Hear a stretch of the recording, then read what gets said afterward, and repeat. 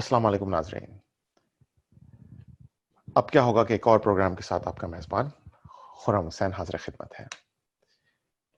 آج کے شو میں ہمارا موضوع بحث ہوگا ایک بہت اقتصادی طور پہ پاکستان کے سر پہ لٹکتی ہوئی تلوار FATF. یہ FATF کیا ہے؟ FATF کی گرے لسٹ، بلیک لسٹ، یہ سب کیا ہیں؟ اس سے کیا فرق پڑتا ہے؟ اور پاکستان ہی کیوں، کوئی اور ملک کیوں نہیں؟ کیا وہ سارے اکنامیکل اور فائنینشیل ٹرانزیکشن کے مسائل باقی ممالک میں نہیں جو پاکستان یا صرف پاکستان میں ہی ہیں، جس کی وجہ سے پاکستان کے پیچھے FATF تلوار لے کے پڑی ہوئی ہے؟ تو ان سب مضمرات اور ان سب باتوں پہ روشنی ڈالنے کے لیے ہمارے ساتھ ہمارے سینئر تجزیہ کار اور ڈپلومیٹ جمیل احمد خان صاحب موجود ہیں. السلام علیکم جمیل احمد خان صاحب، ویلکم ٹو دی شو. وعلیکم السلام. تو جمیل احمد خان صاحب، FATF ایک لمبا موضوع بحث بن چکا ہے ابھی پاکستان میں. یہ ایک جیو پولیٹیکل ایگریمنٹ ہے جو کہ بہت سارے ممالک کے درمیان ہوا. تو بنیادی طور پہ FATF ہے کیا، اگر کسی عام آدمی کے لیے یہ بیان کرنا چاہیں، اور اس سے کیا ہوگا اور اس سے ہمارے ساتھ کیا ہوگا، اس سے پہلے ہم اس کو ڈسکس کریں. تو FATF ہے کیا، اس کے کیا مضمرات ہیں اور یہ کس طرح امپلیمنٹ ہوتا ہے؟ دیکھیں، یہ G7 کے کچھ کنٹریز تھے شروع میں 89 میں. انہوں نے مل کے سوچا کہ کوئی ایسا فورم بنایا جائے جس سے کہ دنیا میں کرپشن کے اور دنیا میں منی لانڈرنگ کے معاملات کو کم کیا جا سکے، خاص طور پہ منی لانڈرنگ کے معاملات کو. تو انہوں نے ایک فورم بنایا جس کا نام رکھ دیا فائنینشیل ایکشن ٹاسک فورس. اور وہ فائنینشیل ایکشن ٹاسک، جس کو FATF کہتے ہیں، وہ بن گئی، وجود میں آ گئی. ممبر اس کے بنتے گئے، مختلف ممالک نے اپلائی کیا، تو اب جا کے ٹوٹل اس کے 37 ممبرس بن گئے ہیں. اور ان ممبرس کی اس کی اہمیت کیا ہے؟ سب سے بڑی بات تو یہ ہے کہ انٹرنیشنل قانون کی لحاظ سے دیکھا جائے تو یہ ایک فورم ہے جو کہ چند ممالک نے مل کے بنایا ہے، جس کو کہ اقوام متحدہ کے چارٹر کے تحت تحفظ حاصل ہے. چیپٹر غالباً 8 ہے، تو اس میں تو اس کے تحت تحفظ حاصل ہے. لیکن OECD اقوام متحدہ کا ادارہ ہے، اور OECD جو ہے وہ office of the economic cooperation organisation, وہ اس کی جو لاز ہیں، جو انٹرنیشنل لاز ہیں، وہ بائنڈنگ ہے تمام کنٹریز پر. تو وہ اسٹرینتھ دیتا ہے فائنینشیل ایکشن ٹاسک فورس کو in their policy and in their implementation کا. جو ہے وہ ایک بیسیکلی یہ ایسا فورم ہے جس میں کہ تقریباً دنیا کے 200 بڑے بڑے فائنینشیل ادارے وہ اس کے آبزرورز ہیں اور اس کی ریکمنڈیشنز پہ عمل بھی کرتے ہیں. اور اس کے ساتھ ساتھ دنیا کے باقی جتنے بھی فائنینشیل انسٹیٹیوشنز ہیں وہ جب بھی یہ میٹنگ ہوتی ہے تو اٹینڈ کرتے ہیں، اور جب اس کی ریکمنڈیشن جاتی ہے تو اس پہ امپلیمنٹیشن کرتے ہیں. اور جو کنٹریز اس میں 39 کنٹریز ہیں وہ تو خیر اس کے پابند ہیں ہی ہیں، لیکن اس پورے فائنینشیل نظام کے ذریعے پوری دنیا جکڑی ہوئی ہے کہ اگر چاہیں تو کسی دنیا کے ملک کا نظام کو بالکل بیٹھانا چاہیں تو بیٹھا سکتے ہیں، اسی طریقے کر کے گرے لسٹ اور بلیک لسٹ کر کے. تو یہ اس کا پورا. جی، تو کیا گرے لسٹ میں جب کوئی ملک چلا جاتا ہے تو کیا اس کے ملک میں آنے والی تجارتی ٹرانزیکشنز کو روک دیا جاتا ہے، یا اس پہ پابندیاں لگا دی جاتی ہیں، یا بلیک لسٹ میں چلا جاتا ہے؟ تو گرے لسٹ اور بلیک لسٹ میں فرق کیا ہے اور کیا ہوتا ہے؟ جی، اس میں گرے لسٹ میں یہ ہے کہ جن کنٹریز کو گرے لسٹ میں کیا جاتا ہے ان کنٹریز پر یہ لازم ہوتا ہے یا ان پہ الزام ہوتا ہے کہ ان کے ملک کے قوانین اور اس کی امپلیمنٹیشن ایسی ہے جس کے تحت منی لانڈرنگ ہوتی ہے. اور اب اس کے بعد یہ 2001 کے بعد اس میں ایک اور چیز شامل کر دی گئی، وہ ہے ٹیرر فائنانسنگ، ٹیررزم کی فائنانسنگ، جس پہ کہ خاص طور پہ بڑے ممالک زیادہ توجہ دیتے ہیں اور پس پردہ رہ کے وہ اس سے باغ دوڑ کھینچ رہے ہوتے ہیں ان ممالک کی جن کو انہیں کنٹرول کرنا ہوتا ہے اس معاملے میں یا اپنے اینگل کے لحاظ سے. وہ جب ہم پولیٹیکل بات کریں گے، پولیٹیکل اینگل اس کا ڈسکرائب کریں گے تو شاید میں اس میں آپ کو بتا دوں گا. ابھی صرف میں ٹیکنیکل خد و خال پر ہی اس کے میں اپنے آپ کو مربوط کروں گا. تو گرے لسٹ میں یہ ہوتا ہے کہ جب یہ گرے لسٹ میں آ جائے تو دنیا کا جتنا بھی فائنینشیل نظام ہے انکلوڈنگ بینکس، جتنی بھی تجارت آپ کے پاس ہوگی، کوئی آدمی باہر سے انویسٹمنٹ کرنے آئے گا تو پیسے ادھر لے کے آئے گا، اور جب پیسے لے کے آئے گا تو وہ جس بینک سے بھی ٹرانسفر کرنے کی کوشش کرے گا تو اس میں اس کو بہت زیادہ دقتیں آئیں گی. اس میں فلٹرز بہت سارے لگے ہوئے ہیں, اس میں قدغن بہت ساری لگی ہوئی ہے کہ آپ اس میں جا رہے ہیں. پیسے جب لے جانا چاہے گا تو اس کو لے جانے میں بہت زیادہ دشواری ہوگی پیسے, کیونکہ یہاں اس کی ڈیو ڈیلیجنس بہت ہوگی. یعنی کہ اگر ایک کنٹری وائٹ لسٹ میں ہے اور وہ اگر مثال کے طور پہ سمجھانے کے لیے میں کہہ رہا ہوں کہ وہ اگر $500 ملین ٹرانسفر کرتا ہے اپنے تجارت سے, تو کوئی پوچھنے والا ہی نہیں ہے. بھائی ایک جگہ سے برطانیہ سے کیا اور جا کے وہ فرانس میں جا کے شروع ہو گیا. وہ اگر وہی $500 ملین وہ پاکستان سے ٹرانسفر کرے گا تو اس کو بہت عرصہ لگ جائے گا اور سکروٹنی میں آ جائے گا وہ اس میں. تو اس لیے لوگ ڈرتے ہیں اور خوف زدہ ہوتے ہیں انویسٹمنٹ کرنے سے جو گرے گا. اس کے بعد چاہیں تو بلیک لسٹ میں آپ کو ایکسپلین کر دوں. جی شیور.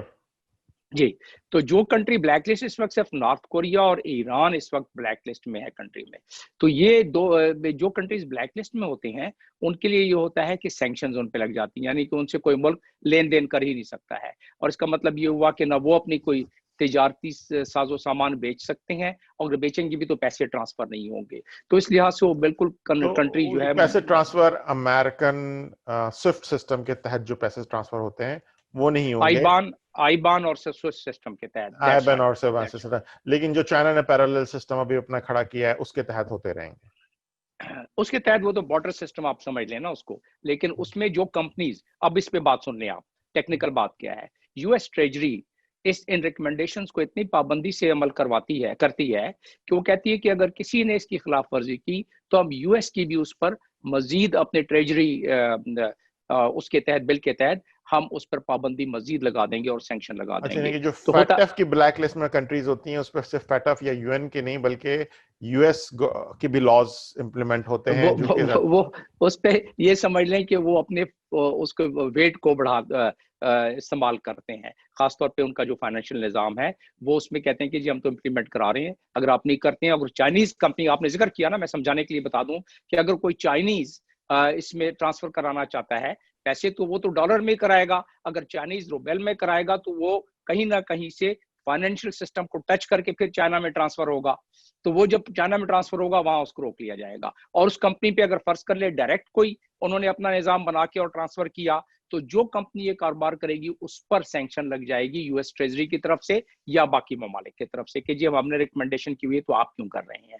تو لہٰذا یہ بہت جکڑا ہوا معاملہ ہے اور اس میں پرابلم ہو جاتی ہے. زیادہ ٹیکنیکل معاملات میں شاید آپ کے ناظرین اس میں بور نہ ہو جائیں کہیں زیادہ. تو اس کو یہیں پہ, تو اگر ہمیں بات سمجھ میں آ گئی کہ اگر پاکستان گرے لسٹ میں رہتا ہے تو اس کو ٹرانزیکشن اگر پاکستان کی جائے تو آپ کو بہت زیادہ مسائل ہوتے ہیں امریکہ سے. اگر آپ انڈیا کریں تو بہت آسان ہے, انگلینڈ تو بہت ہی آسان ہے, ایک دن کی ٹرانزیکشن میں ہوتا ہے سب کچھ. آپ نے صحیح سمجھایا.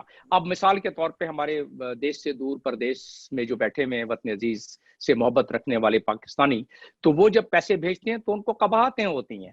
مطلب اگر آپ بھیجیں اس وقت پاکستان میں $10,000 تو آپ سے سوال پوچھ لیے جائیں گے یہاں بھی اور وہاں پوچھے بھی. جاتے ہیں, نہ صرف سوال پوچھے جاتے ہیں بلکہ اس کی ٹرانزیکشن میں ٹائم زیادہ لگتا ہے. انگلینڈ میں ایک دن یا ودن 24 آورز وہ ٹرانزیکشن ہو جاتی ہے, اور پاکستان میں 6 دن لگتے ہیں, انڈیا میں 2 دن میں یا 1.5 دن میں. وہ بھی اگر 6 دن میں پہنچ جائیں, بہت دفعہ اس پہ جو ہے باقاعدہ انیشیٹ ہو جاتی ہے, کرمنل ایکشن انیشیٹ ہو جاتا ہے اگر تھوڑا بھی شک وہ اس لیٹر میں پڑے. منگواتے ہیں, وہ ڈاکومنٹس منگواتے ہیں, وہ اس کمپنی کے بیک گراؤنڈ چیک منگواتے ہیں. جبکہ انڈیا یا انگلینڈ میں اگر آپ ٹرانزیکشن کریں ایسا کچھ ریکوائرمنٹ نظر نہیں آتی. اور باقی وجوہات کی وجہ سے ایک وجہ یہ بھی ہے جہاں کے ہمارے جس کی وجہ سے انویسٹمنٹ میں ہمارے یہاں پرابلم ہو رہی ہے. باقی وجوہات بہت ساری ہیں, ون ونڈو سسٹم نہیں ہے ہمارے پاس, جو کاسٹ آف ڈوئنگ بزنس اور ایز آف ڈوئنگ بزنس کم ہے وہ اپنی جگہ پر, لیکن یہ بھی ایک بہت بڑا فیکٹر ہے اس میں جس کی وجہ سے ہمارے پاس زیادہ investment as a grey list میں ہمارے پاس نہیں آ رہی ہے. خان صاحب, تو ہم پاکستان کی کیس کو مزید اس پہ ڈسکس کر لیتے ہیں کہ اس وقت Pakistan F A T F میں کہاں کھڑا ہے,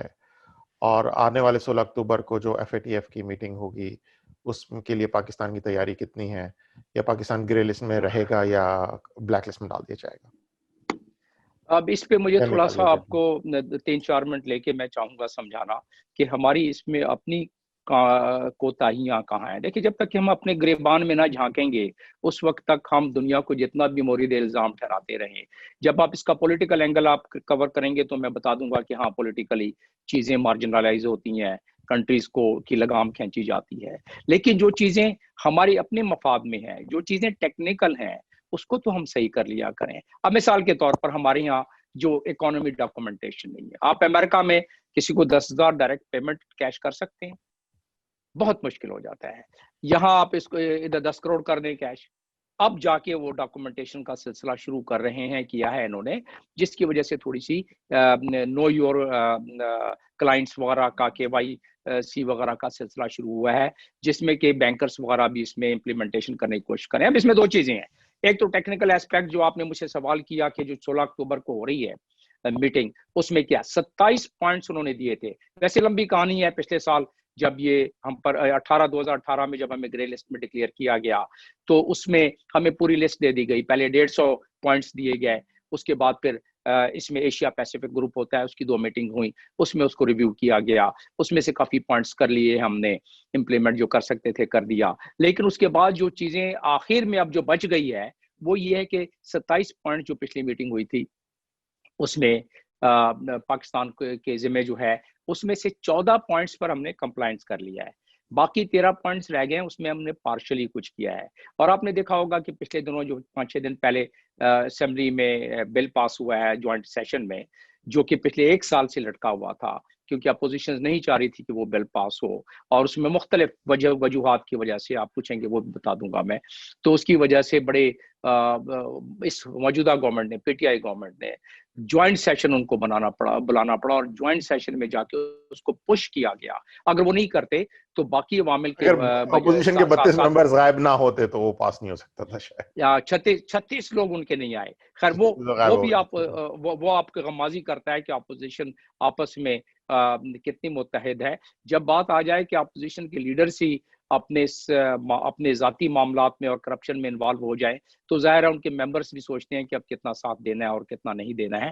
تو بہرحال وہ اس بل بہرحال حکومت نے پاس کرا لیا, جو کہ اچھی بات ہے. اگر وہ نہیں پاس کراتے بل تو ہمارے اور اپوزیشن اس بل کو یرغمال بنانے کی کوشش کیوں کر رہی تھی؟ کیا وجہ تھی کہ اس بل کو اپوزیشن یرغمال بنانے؟ اپوزیشن تقریباً نیب کے قوانین میں اتنی زیادہ ترمیم لانا چاہتی تھی کہ ان کو جتنے کیسز ان کی ہیں اس میں ان کو سہولت ہو جائے, اور انہیں کوئی پکڑے نہ, اور انہیں جب تک کہ تفتیش پوری نہ ہو جائے, جب تک کہ ساری ایویڈنس کلیکٹ نہ ہو جائے, کوئی ان کو انٹروگیشن کے لیے بلائے نہ, کوئی ان کو بند نہ کرے نیب کے اس میں انویسٹیگیشن کے دوران. تو اس قسم کی تقریباً 30 یا 35 امینڈمنٹ انہوں نے دی.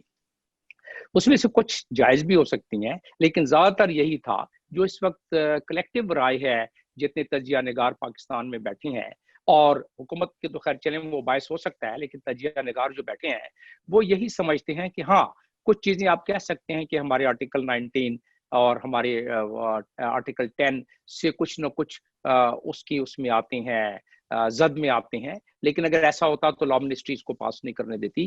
تو بہرحال کچھ تو تجزیہ نگار کہتے ہیں کہ ہاں اس میں مس یوز ہونے کے زیادہ چانسز ہیں, میں اس پہ آ جاؤں گا اس کے شکوں پر بھی. تو لیکن یہ ہے کہ جو اصل چیز اپوزیشن کی تھی وہ یہی چاہتے تھے کہ اس وقت جو ان کے ریفرنسز بنے ہوئے ہیں ان ریفرنسز میں انہیں جب قانون میں امینڈمنٹ ہو جائے, وہ چاہتے تھے کہ اس قانون میں یہ بل انہوں نے لیا ہے اینٹی ٹیررسٹ ایکٹ اور منی لانڈرنگ کے بارے میں جو بل انہوں نے پاس کرایا ہے, جو کہ FATF کی ریکوائرمنٹ تھی, وہ چاہتے تھے اس کے ساتھ کلب کر دیں نیب آرڈیننس کو اور اس میں سے کچھ چیزیں امینڈ کرا لیں جس سے کہ ان کو ریلیف ملتا. یہ بھی کہا جا رہا ہے کہ اس کے بعد, اس قانون کے بعد جو فالودے والے اور چاٹ والے کے جو اکاؤنٹس بنا کے بہت سارا پیسہ کو منی لانڈر کیا جاتا تھا اس کے راستے بھی بہت حد تک بند ہو گئے ہیں.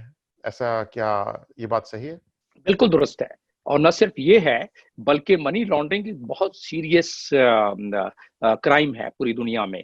ہم جن لیڈران کو جو یہاں سے جا کے لندن میں اور مختلف جگہوں پر بیٹھ گئے ہیں, جب ہم منی لانڈرنگ ثابت کر کے ان ممالک سے ریکویسٹ کریں گے کہ انہیں آپ ریپیٹریٹ کریں, انہیں آپ ہمارے حوالے کریں, تو وہ آسانی ہو جائے گی ہمیں, اور ان ممالک میں جو اکاؤنٹس وغیرہ ہیں ان کو فریز کرانے میں ہمیں آسانی ہو جائے گی. تو لہٰذا اور پھر دنیا یہ دیکھ سکے گی کہ ہمارے یہاں منی لانڈرنگ, دیکھیں ہمارے یہاں منی لانڈرنگ ایک ٹیرر فائنانسنگ تو اپنی جگہ ایک پرابلم ہے ہی ہے. یہ اور بات ہے کہ کچھ ہمارے سیاسی قابلین ایسے بھی رہے ہیں جنہوں نے اپنے رابطے رکھے ہیں جو پرسکرائبڈ آرگنائزیشنز تھی ان سے بھی, اور کافی رہے ہیں, بلکہ ووٹ لینے کے لیے بھی جاتے رہے ہیں ان کے پاس. تو وہ ایک الگ سبجیکٹ ہو جاتا ہے. آپ کا حوالہ Nawaz Sharif P M L N کی طرف تو نہیں؟ جی بالکل، وہ بسرا کے پاس جا کے ملتے رہے ہیں جو کہ ٹیررسٹ تھا اور اس سے وہ پرسکرائبڈ آرگنائزیشن کا تھا، ان کے پاس جا کے ووٹ وغیرہ کے لیے، ایک وہی نہیں باقی لوگ بھی. چلے اب آ جاتے ہیں دوبارہ اس بات پر کہ ہمارے جو لیڈران ہیں وہ اس کو بلاک کرنا چاہتے تھے بل کو. یہ بل اگر ان کے ماڈیفائڈ طریقے سے ہو جاتا تو عمران خان نے جو نعرہ لگایا ہوا ہے اپنے الیکشن سے لے کے ابھی تک، وہ سارے کا سارا دھرے کا دھرا رہ جاتا. اور دوسری بات یہ ہے کہ منی لانڈرنگ کے کیسز کو اس تندہی سے نہیں. اب رہا سوال کہ آپ مجھ سے یہ سوال کر سکتے ہیں کہ کیا اس کا مس یوز ہو سکتا ہے، تو میں کہوں گا کہ پاکستان کا کون سا قانون ہے جو مس یوز نہیں ہو سکتا ہے یا نہیں ہوتا ہے. لیکن مس یوز ہونے کی وجہ سے ہم قانون سازی بند کر دیں، یہ بھی ممکن نہیں ہے. میں نے آپ کو پہلے پروگرام جو آپ نے کیا تھا اس میں میں نے بتایا تھا کہ ہمارے 18 لاکھ تو صرف پینڈنگ کیسز ہیں، ہمارے کرمنل جسٹس سسٹم کا کیا ہے.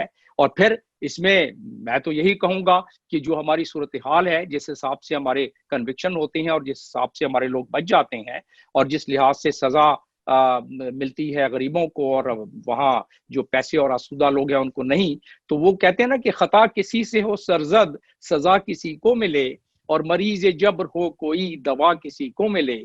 عجیب رنگ جہاں ہے عجب نظام حیات اور تلاش حق ہو کسی کو خدا کسی کو ملے. تو یہاں تو یہ ہوتا رہا ہے، تو اس لیے انہوں نے سوچا کہ امینڈمنٹ احمد کرائیں. خان صاحب، ہمارے پروگرام کا جو موضوع بحث ہوتا ہے کہ اب کیا ہوگا، تو اب کیا 16 اکتوبر کو پاکستان گرے لسٹ میں رہے گا، بلیک لسٹ میں خدا نخواستہ چلا جائے گا، یا گرے لسٹ سے نکل کے وائٹ لسٹ میں واپس آ جائے گا؟ تو اس کا میں اس کو کیا اندازہ ہے؟ ایک جملے میں تو میں آپ کو اپنے پورے تجربے کو سامنے رکھتے ہوئے اور اپنے تجزیوں کو سامنے رکھتے ہوئے، چاہے اس میں اقوام متحدہ کا میرا تجربہ ہو، سفارتکاری کا تجربہ اور باقی سارے ملا کے، میں کہوں گا کہ ہم گرے لسٹ میں برقرار رہیں گے جو اس وقت حالات نظر آ رہے ہیں، اور اسی میں ہم رہ جائیں تو بس غنیمت جانیں.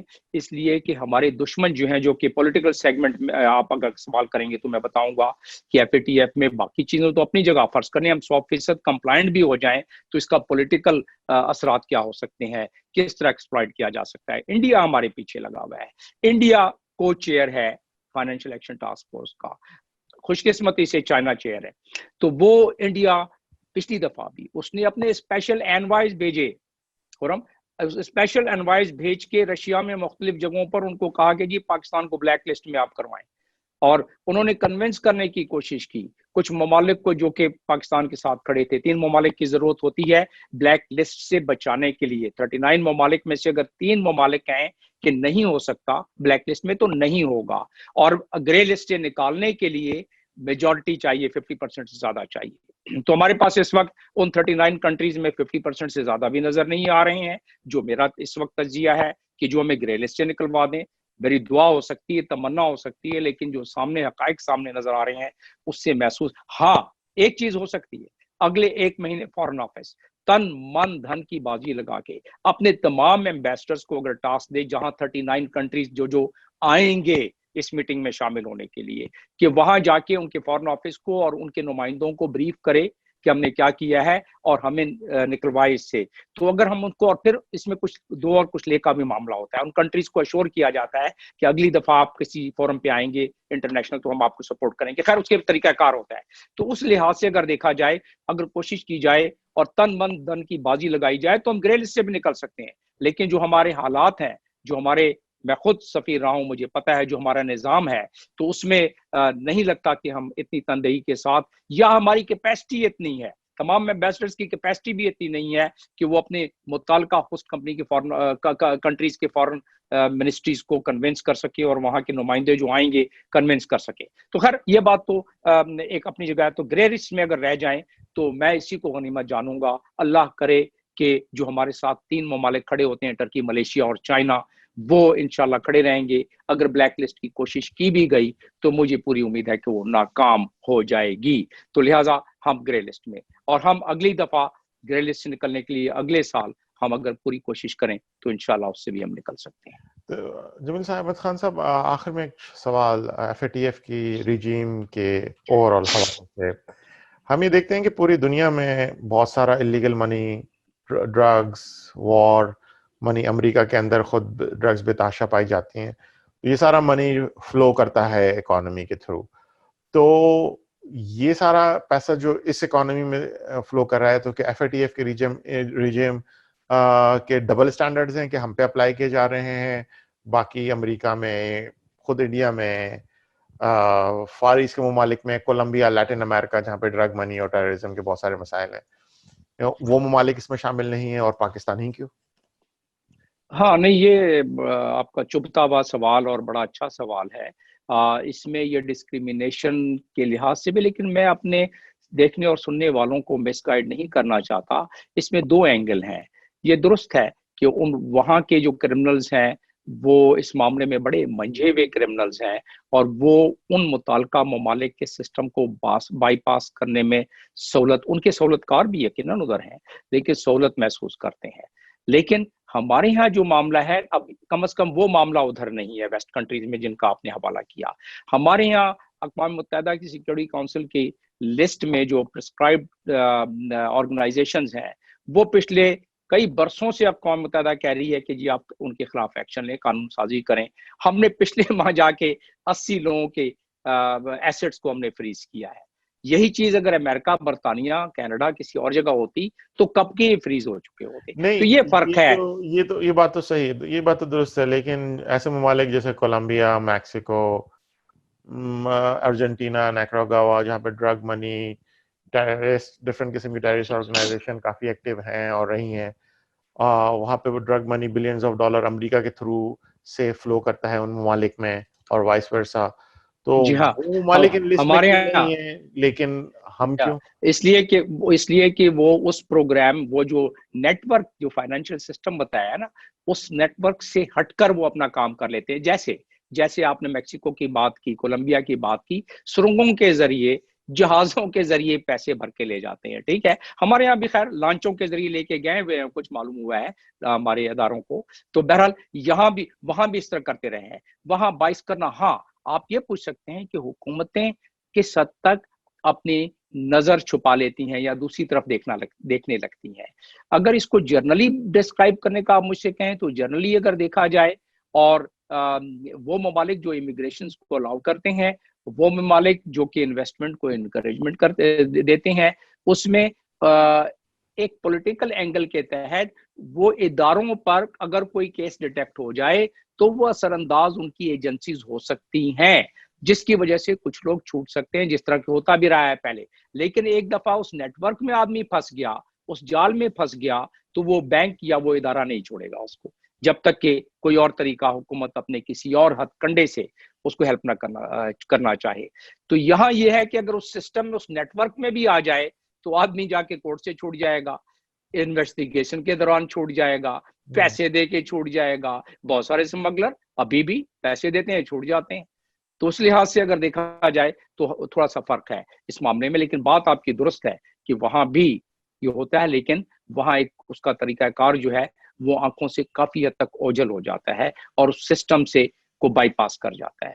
ہمارے یہاں سسٹم میں رہے تب بھی اس سسٹم کو سسٹم اس کو گرفت نہیں کر پاتا کیونکہ قوانین جا اور ضوابط اور ایجنسیز اور رولز موجود نہیں ہیں جس کو لیکن انشاءاللہ جس ڈگر پر ہم چل پڑے ہیں خرم، مجھے میں کو بتاتا چلوں کہ ہم میں سے اگر اس ملک کا ہر شخص یہ سوچ لے کہ ہم نے اس معاملے میں معاونت کرنی ہے اپنے ملک کی، اپنے اسٹیٹ کی، کوئی آتا ہے کوئی جاتا ہے، جاتا رہے، لیکن ہمیں اپنے لحاظ سے ٹیکس بھی دینا چاہیے، اپنے لحاظ سے ڈاکومنٹیشن بھی کرنی چاہیے. جو کیش لے کے ہم پھر رہے ہوتے ہیں، یہ دنیا میں اب نہیں چل تو سکتا. یہ اس کے ماضی میں ایسی قانون سازی کیوں نہیں ہو سکی؟ کیا ایسا تھا کہ جو وہ اب موجودہ اپوزیشن ہے وہ اپنے ہی کرپشن اور منی لانڈرنگ کے پیسے کی ملک سے باہر پرواز میں رکاوٹ نہیں بننا چاہتی تھی اور اس نے ایسی بس قانون اب سازی نہیں کی؟ کیا اس یہ حد تک بات خراب تھی؟ آپ کے ناظرین کے لیے بتاتا چلوں کہ وہ جی آئی ٹی رپورٹ اویلیبل ہے نیٹ پر، وہ پڑھ لیں کہ بینکوں سے کس طرح منی لانڈرنگ کی گئی، سیاستدانوں نے کی. تو ظاہر ہے جب وہ خود اس میں انوالو تھے تو اس میں انہوں نے قانون سازی کر کے اپنے آپ کو تو نہیں پھنسانا تھا نا. لیکن اس ملک کے رہنے والے، اس ملک سے محبت کرنے والے لوگوں کو میں یہی کہوں گا کہ وہ اپنا فرض ادا کریں، وہ اپنا حصہ ڈالتے رہیں، بجائے اس کے کہ ہم یہ دیکھیں اور اگلی دفعہ آئیں تو ان کو ووٹ نہ دیں. وہ کہتے ہیں نا کہ شکوائے ظلمت شب سے تو کہیں بہتر تھا، اپنے حصے کی کوئی شام میں جلاتے جاؤ. ہم اپنا کام کریں، لوگ اپنا کام کریں. جی چلے جمیل احمد خان صاحب، امید ہے کہ ہمارے اس کمپلیکس موضوع کو ہمارے ناظرین کو کچھ سمجھنے میں مدد ملی ہوگی آپ کے اتنے زبردست اور گہرے تجزیے کے بعد، اور ہم اس کے ساتھ ہی اپنے شو کا اختتام کرنا چاہیں گے۔ آپ ہمیں اپنے کامنٹس میں ہمارے یوٹیوب چینل اب کیا ہوگا یا واٹ ول ہیپن پہ اپنی آراء سے آگاہ کرتے رہیں، اور کوئی جیو پولیٹیکل یا پولیٹیکل ٹاپک جس کو آپ ڈسکس کرنا چاہیں وہ کامنٹ میں لکھ سکتے ہیں، ہم اس پہ شو کرنے کی کوشش کریں گے۔ اس کے ساتھ ہی آپ اپنے میزبان خرم حسین اور اپنے تجزیہ نگار جمیل احمد خان صاحب کو اجازت دیجیے۔ بہت بہت شکریہ۔